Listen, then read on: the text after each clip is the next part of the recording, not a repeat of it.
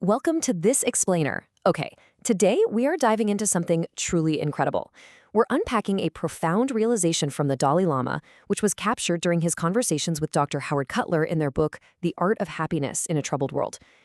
We usually think of personal joy and global peace as these two entirely separate things, right?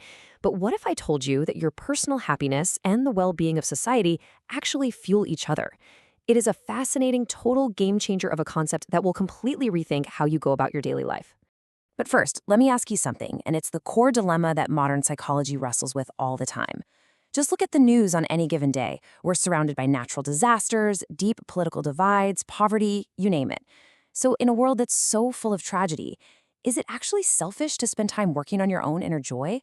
Like, shouldn't we be out there fixing the world instead of sitting quietly just trying to fix ourselves? It's a heavy question, and honestly, it leaves so many people feeling kind of guilty just for wanting to be happy. Okay, let's dive into this because Dr. Howard Cutler and the Dalai Lama unpack this exact debate head on. On one side, you have positive psychology, right, that focuses purely on inner development, training your mind to cultivate your own personal happiness. But then, on the flip side, you have advocates for societal well-being. They argue we need to focus all our energy on improving social conditions and helping the community. These two camps are constantly arguing, which creates this massive false dichotomy between self-care and community action. Well, the Dalai Lama completely shatters this debate. When he's asked which approach is better, his answer is just incredibly refreshing. He says, both. There is absolutely no either or here. He points out that we do not have to choose between finding our own personal joy and healing the world. In fact, he argues we literally have to do both simultaneously because they are deeply, deeply intertwined. But before we can go out and solve the world's grand problems, we have to look at the immediate crisis staring us in the face right now, the epidemic of isolation. In modern society, we've seen this massive loss of community bonds and just widespread social alienation. And what happens when we're isolated? It breeds fear. It pulls us into this super dangerous, frankly violent us versus them trap, where anyone who isn't in our immediate little circle is viewed with suspicion. And this isn't just some abstract spiritual observation. Western science perfectly validates it. Dr. Robin Dunbar, who is a leading evolutionary psychologist, argues that this lack of social contact, this loss of community, is perhaps the single most urgent social problem we face today. It is literally threatening our survival. So how do we fix it? Well, it starts with a massive shift in our perspective. Once someone suggested to the Dalai Lama that, we are all the same. And he quickly corrected them. He said, actually, no, we are not all the same. We have different cultures, different backgrounds, completely different beliefs. But the breakthrough is realizing that we don't have to erase those differences to find our shared humanity. We can totally celebrate our unique identities while still connecting on a basic, fundamental human level. And this brilliantly illustrates the Dalai Lama's highly actionable three-step advice for building real community. This isn't just abstract philosophy, it's a clear roadmap. 3 steps to rebuild community: awareness of the problem, recognizing shared traits, and taking action. Step 1 is awareness, just becoming aware of how desperately we need each other. And the science here is absolutely shocking. According to researcher Robert Putnam, simply joining a social group can cut your chances of dying in the next year by half. Think about that. Connection isn't just a warm, fuzzy feeling. It is biologically essential for our physical survival. Step 2 is recognizing our social nature and absolute interdependence. Our world is shrinking, right? A conflict halfway across the globe instantly spikes gas prices. Our economies, our environmental challenges like climate change, even how viruses spread. It all proves that we are completely linked. We literally cannot survive on our own. Our fate is entirely tied to the fate of everyone else on the planet. And step 3 is the most crucial part of all of this, focusing on our shared humanity.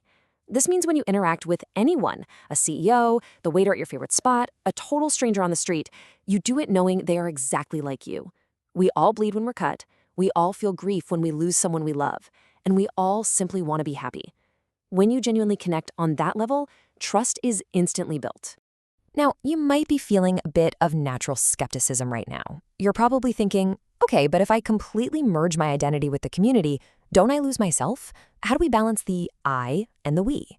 And that is a fantastic question, because having a healthy sense of individuality is absolutely essential for your happiness too. The answer here is balance.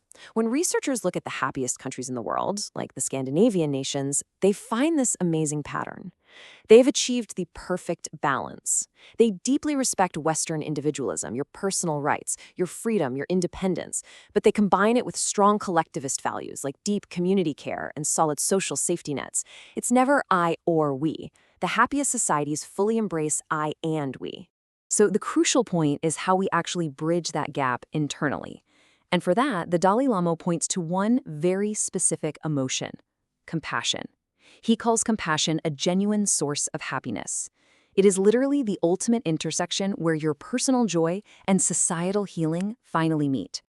What's so fascinating is that compassion is not just some soft, fluffy luxury or just a religious ideal. It is a hard, practical necessity. Modern science actually shows that actively practicing compassion literally alters your brain function. It lowers your stress levels, it boosts your immune system, and it fundamentally rewires how you perceive other people, completely erasing those neurological barriers between us and them. And when you practice compassion, you build trust. And I love this part. The scientific data shows that trust is actually one of the primary drivers of a nation's overall happiness. Societies with high trust have way less prejudice, a lot less fear, and they're far more likely to resolve conflicts without violence. Trust is basically the superglue that holds a happy society together. But here is perhaps the most surprising scientific fact of all. Emotions are completely contagious. Your personal happiness and your compassion literally ripple out. When you cultivate inner peace and treat the people around you with empathy, you are neurologically infecting your family, your neighborhood, and the broader community. You are literally changing the world just by changing your internal state and how you interact with the person right in front of you. Let's move to and see how this builds the Dalai Lama's ultimate formula for global peace. It's a beautiful chain reaction. It starts with recognizing our shared humanity. That recognition naturally breeds empathy. Empathy then transforms into actionable compassion. That compassion directly creates profound personal happiness. And because we know emotions are contagious, that personal happiness ripples outward, step by step, to build a peaceful world. It absolutely proves that inner and outer happiness are completely, inextricably linked. So as we wrap up this explainer, I want to leave you with a lingering thought to take into your day. Next time you walk out your front door and lock eyes with a total stranger, will you view them as an other, separated from you by superficial differences? Or will you see them as a reflection of yourself? Just another human being who desperately wants to be happy.